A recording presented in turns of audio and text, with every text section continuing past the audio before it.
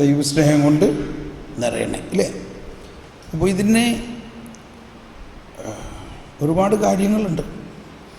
ഏറ്റവും പ്രധാനമായിട്ട് നമ്മുടെ വിശ്വാസം വളരണം. ദൈവം സ്നേഹം മാത്രമാണെന്ന് നമ്മൾക്ക് വിശ്വാസം ഉണ്ടാവണം. ഇത് നമ്മൾ പറഞ്ഞ കാര്യമാണ്. നമ്മിലുള്ള ഫരിസേയ മനോഭാവം മാറി ഒരു ശിക്ഷിക്കുന്ന ദൈവമല്ല, ദൈവം വാത്സല്യമാണ്. അതാണ് സങ്കീർത്തനം 18 വരിയാണ്, അവിടുത്തെ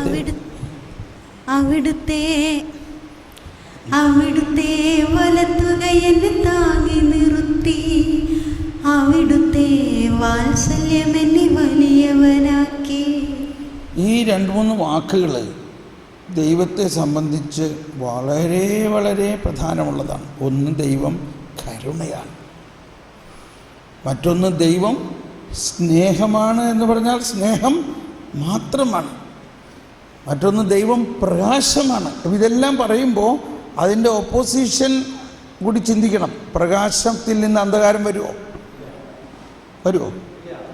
അതാണ്, ഒരിക്കലും പ്രകാശത്തിൽ നിന്ന് അന്ധകാരം വരില്ല. ദൈവം ജീവനാണ്. ജീവനാണെങ്കിൽ ജീവനിൽ നിന്ന് മരണം വരുമോ?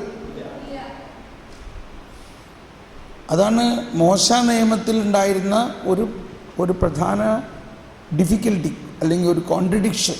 അതിൽ തന്നെ പറയുന്നുണ്ട് നിങ്ങൾ കൊല്ലരുത്, പക്ഷേ പിന്നീട് പറയുന്നുണ്ട് ഇന്ന കാര്യങ്ങളൊക്കെ ചെയ്യുകയാണെങ്കിൽ അവരെ കൊന്നുകളയാം. ദൈവം ജീവനാണെങ്കിൽ ആ ജീവനിൽ നിന്ന് മരണം ഒരിക്കലും വരില്ല. അപ്പോൾ ദൈവത്തിൽ വിശ്വസിക്കുന്നു എന്ന് പറഞ്ഞതുകൊണ്ട് പോരാ. ആരാണ് ഈ ദൈവം? അപ്പോൾ അതുകൊണ്ടാണ് ഈശോ പല സ്ഥലത്ത് പറയുന്നത്, ഐ ആം ദ ലൈഫ്. ഞാൻ ആരാകുന്നു? ജീവനാകുന്നു. I am the resurrection. ഞാൻ ആരാകുന്നു?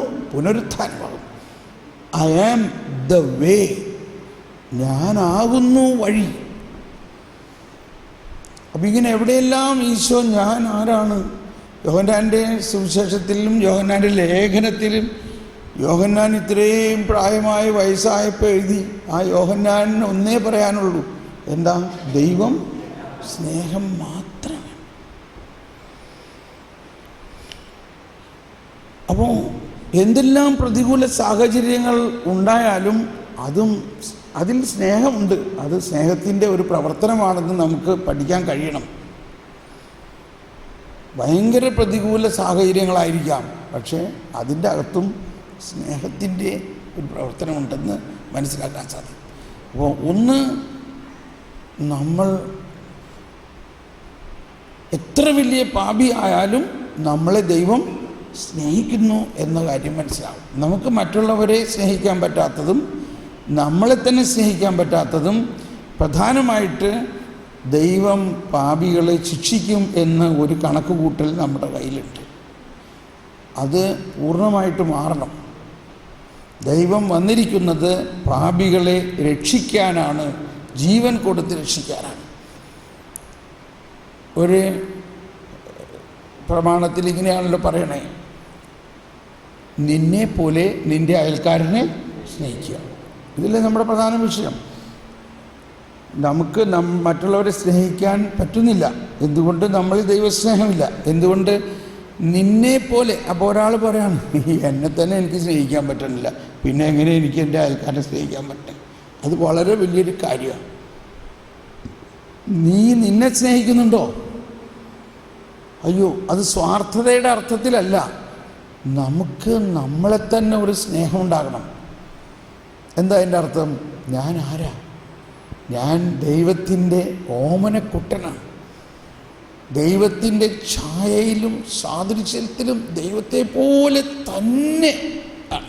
എന്നാൽ ദൈവമല്ല, ദൈവത്തെ പോലെ തന്നെയുള്ള, ദൈവം വളരെയധികം സ്നേഹിക്കുന്ന ഒരു വ്യക്തിയാണ് ഞാൻ. ഞാൻ അങ്ങേക്ക് വിലപ്പെട്ടവനാണ്. പെറ്റ അമ്മ മറന്നാലും എന്നെ ദൈവം മറക്കുമോ? അങ്ങനെ ദൈവം നമ്മളെ എത്രമാത്രം സ്നേഹിക്കുന്നുണ്ടെന്നുള്ള ഒരു അറിവ്. പെട്ടെന്ന് യേശയ്യായിൽ ഒരു വചനം വരികയാണ്. അതായത് മോശ അല്ലെങ്കിൽ അബ്രാഹാം നിന്നെ മറന്നേക്കാം,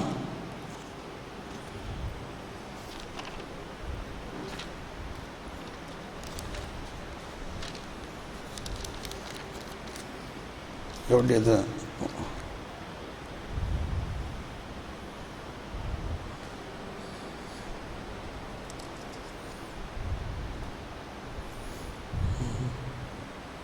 ഓക്കെ, അതിപ്പോൾ കാണുന്നില്ല.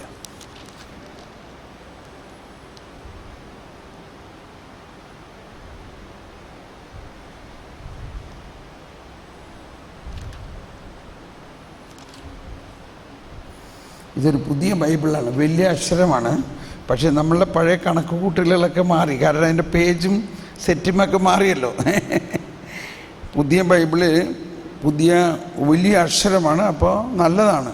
പക്ഷെ നമ്മുടെ പഴയ സെറ്റപ്പ് മാറിപ്പോൾ. ഓക്കെ, പിന്നെ പറയാം. അപ്പം ദൈവം നമ്മളെ സ്നേഹിക്കുന്നു എന്ന ഒരു വലിയ ബോധ്യം നമുക്കുണ്ടാകുമ്പോഴാണ് നിന്നെപ്പോലെ നിൻ്റെ അയൽക്കാരനെ സ്നേഹിക്കാൻ പറ്റും.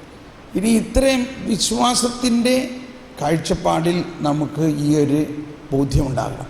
രണ്ടാമത്, പരിശുദ്ധാത്മാവിലൂടെ ദൈവത്തിൻ്റെ സ്നേഹം നമ്മുടെ ഹൃദയത്തിലേക്ക് ചൊരിയപ്പെട്ടിരിക്കുന്നു. പരിശുദ്ധാത്മാവാണ് ആ ദൈവസ്നേഹത്തെ നമ്മുടെ ഉള്ളിലേക്ക് ഒഴുക്കുന്നത്.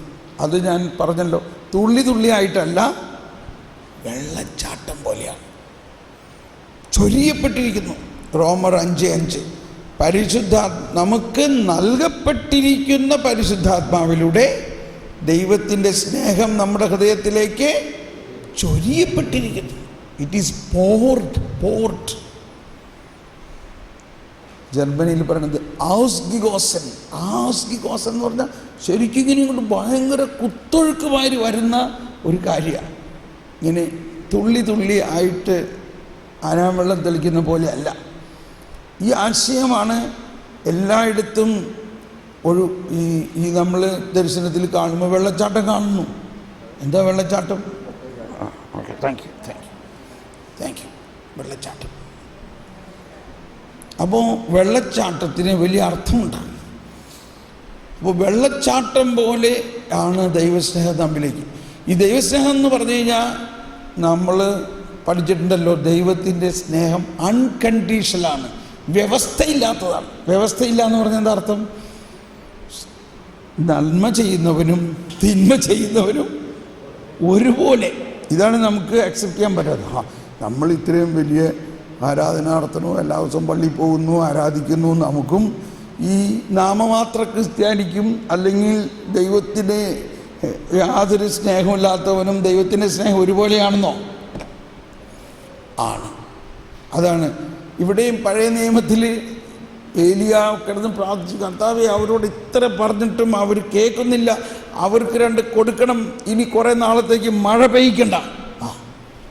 കർത്താവ് കേട്ടു, മഴ പെയ്യിച്ചില്ല. പക്ഷെ പുതിയ നിയമത്തിൽ ഈശോ പറയണത് എന്താ? ദൈവം വാസ്തവത്തിൽ മഴ നീതിമാൻ്റെ പേരിലും അനീതി പ്രവർത്തിക്കുന്നവൻ്റെ പേരിലും ദൈവം ഒരുപോലെ മഴ പെയ്യും, ഒരുപോലെ പ്രകാശം നൽകും. അതാണ് ദൈവം. അപ്പോൾ അങ്ങനെ ഒരു കാര്യം ശരിക്ക് മാനുഷിക ബുദ്ധിയിൽ നിന്നും, മാനുഷിക ബുദ്ധിയിൽ അത് സ്വീകരിക്കാൻ പറ്റില്ല. നന്മ ചെയ്യുന്നവനും തിന്മ ചെയ്തു. ഇപ്പം നമ്മൾ സുവിശേഷത്തിൽ പുതിയ നിയമം എടുത്തോ, ഒരുവനെ ഒരു മുന്തിരിത്തോട്ടത്തിൽ രാവിലെ തന്നെ കരാറ് പറഞ്ഞു, 1 ദനാറ നിനക്ക് ശമ്പളം തന്നേക്കാം. നല്ല കാര്യം, 1 ദനാറയ്ക്ക് അവൻ വേലയ്ക്ക് കയറി. പക്ഷേ അത്ര ആൾക്കാർ പോരാ. ഈ മുന്തിരിത്തോട്ടത്തിൻ്റെ പശ്ചാത്തലം ഭയങ്കര പ്രശ്നം. കാരണം മുന്തിരി പഴുക്കാൻ തുടങ്ങിയാൽ ഉടനെ അത് പറിച്ചില്ലെങ്കിൽ അത് മുഴുവനും പോകും.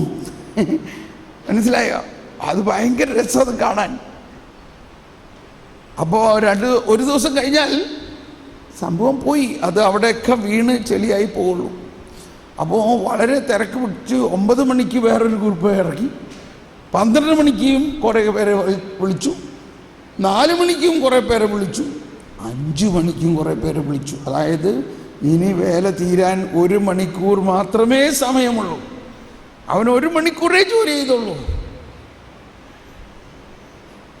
ജോലി കഴിഞ്ഞപ്പോൾ എല്ലാവർക്കും ഒരേ വേദന. ശരിയാ. അപ്പോൾ രാവിലെ വേലയ്ക്ക് കയറിയവൻ പറഞ്ഞു, അതെന്താ ഇങ്ങനെ പക്ഷപാതം കാണിക്കണേ? ഞാൻ രാവിലെ മുതൽ വൈകുന്നേരം വരെ കഷ്ടപ്പെട്ട എനിക്കും 1 മണിക്കൂർ വന്നവനും ഒരേ വേദന. അപ്പോൾ മുതലാളി പറഞ്ഞു, സ്നേഹിത, നിന്നോട് കരാറ് ചെയ്തതനുസരിച്ച് നിനക്ക് കിട്ടിയില്ലേ? നീ ഇനി മറ്റുള്ളവർക്ക് ഞാൻ എന്ത് കൊടുക്കുന്നു എന്നതിനെക്കുറിച്ച് നീ എന്തിനു ചിന്തിക്കണം? അപ്പോൾ അതാണ് ഫരിസേയ മനോഭാവം. ഇത് ഈ ആദ്യത്തെ ചിന്ത. അവൻ എന്തുകൊണ്ട് കൂടുതൽ കൊടുത്തു, അല്ലെങ്കിൽ എനിക്ക് ഇത്രയും കിട്ടിയ അവൻ. ദൈവം അതേ സമയത്ത് ദൈവം എല്ലാവർക്കും ഒരേ കൊടുക്കുന്നതിൻ്റെ പ്രധാന കാരണം എന്താണെന്ന് വെച്ചാൽ, അതിൻ്റെ ഉള്ളിലുള്ള കാരണം എന്താ?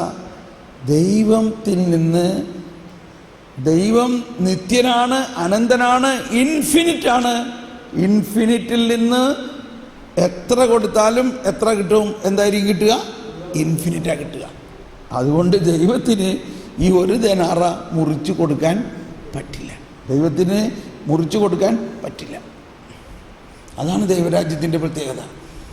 ദൈവം സ്നേഹമാണെന്ന് മാത്രമല്ല, ആ സ്നേഹം എല്ലാവർക്കും ഒരുപോലെ കൊടുക്കുന്ന സ്നേഹമാണെന്ന് നമ്മൾക്ക് വിശ്വസിക്കാൻ സാധിക്കുമ്പോഴാണ് ആ ദൈവസ്നേഹത്തിൻ്റെ നിറവ് നമുക്ക് കിട്ടുന്നത്. അതിനകത്ത് വേറെ ഒരുപാട് കാര്യങ്ങളുണ്ട്, അതിന് പിന്നെ അവസരത്തിൽ പറയാം. അപ്പോൾ ഇത്രയെല്ലാം മനസ്സിലാക്കിയാലും പോരാ, പ്രാർത്ഥിക്കണം. ഇനി എന്താണ് ഈ സ്നേഹം നമ്മിലേക്ക് ഒഴുകുന്നത്? എങ്ങനെയാണ്? ഇപ്പോൾ ഭാര്യയുണ്ട്, ഭർത്താവുണ്ട്, 2 പേരും ഒരു കട്ടിലാണ് കിടക്കണേ. അതിപ്പോൾ സെമിനാരി ബ്രദറിന് ശരിക്കും അറിയില്ല. എന്നിരുന്നാലും വീട്ടിൽ അപ്പനും അമ്മയും കിടക്കണത് അറിയാമല്ലോ, ഇല്ലേ? അപ്പനും അമ്മയും കിടപ്പ് മുറിയിൽ കിടക്കുമോ, അതോ അപ്പൻ ഒരു മുറിയിൽ അമ്മ വേറെ മുറിയിൽ കിടക്കുമോ? 2 പേരും ഒരുമിച്ച് കിടക്കും. ഇനി ഒരുമിച്ച് കിടക്കണ നേരത്തും അങ്ങോട്ടും ഇങ്ങോട്ടും തിരിഞ്ഞ് വഴക്കടിച്ച് കിടക്കുകയാണെങ്കിൽ സ്നേഹം ഉണ്ടാവുമോ? അപ്പോൾ മനുഷ്യനും ദൈവവും സ്നേഹിതരാണെങ്കിലും ഒരാൾ മോഹം വെറുപ്പിച്ച് അങ്ങോട്ട് ഇരിക്കുകയാണെങ്കിൽ സ്നേഹം ഉണ്ടാവുമോ? മനസ്സിലായോ? ഇവിടെയാണ് പ്രാർത്ഥനയുടെ പ്രധാന രഹസ്യം. പ്രാർത്ഥിക്കുമ്പോൾ അതിന് നമ്മൾ പഠിക്കാൻ പോകുന്ന സബ്ജക്റ്റാണ്. പ്രാർത്ഥനയ്ക്ക് ആവശ്യമായതൊന്നാണ്. എന്താ? അന്നാ പെസഹ തിരുനാളിൽ കർത്താവരുളിയ കൽപ്പന. അല്ല, ഒരേ ഒരു കൽപ്പന. എന്താ കൽപ്പന? എന്താ കൽപ്പന? നിങ്ങൾ പരസ്പരം സ്നേഹിക്കുക. അതൊരു കൽപ്പനയാണ്. ഒരേ ഒരു കൽപ്പനയേ ഉള്ളൂ. അപ്പോൾ അങ്ങനെയുള്ള ആ കൽപ്പനയിൽ ദൈവവും മനുഷ്യനും തമ്മിൽ മണവാളനും മണവാട്ടിയും ഒന്നാകുന്ന പോലെ ലയിക്കുന്നതാണ് പ്രാർത്ഥന. അപ്പോഴാണ് സ്നേഹം നമ്മളിലേക്ക് നിറയണത്. അപ്പോൾ സ്നേഹം കൊണ്ട് നമ്മളത് നിറയും. അങ്ങനെ എല്ലാ ദിവസവും കുറച്ച് സമയം നമ്മൾ പ്രാർത്ഥിക്കണം. ഇത്രയും നേരം നമ്മൾ ജ്ഞാനത്തെക്കുറിച്ചുള്ള പ്രാർത്ഥനയായിരുന്നു. ഇനി ഒരുപക്ഷെ സ്നേഹത്തെക്കുറിച്ചുള്ള ചാപ്റ്ററാണ് എടുക്കേണ്ടത്, ഇല്ലേ? Okay, praise the Lord. അവിടെ പോയി വാച്ച്. സമയമായോ? ചായ റെഡി ആയിട്ടുണ്ടെന്ന് നോക്കാമോ?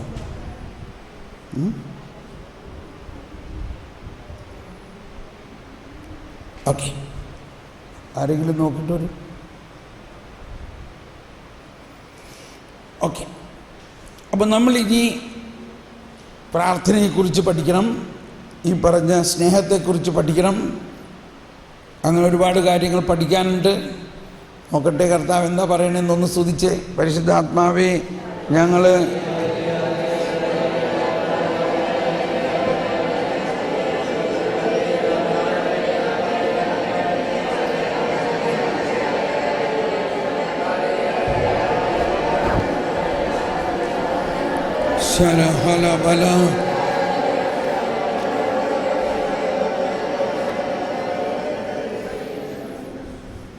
Praise the Lord.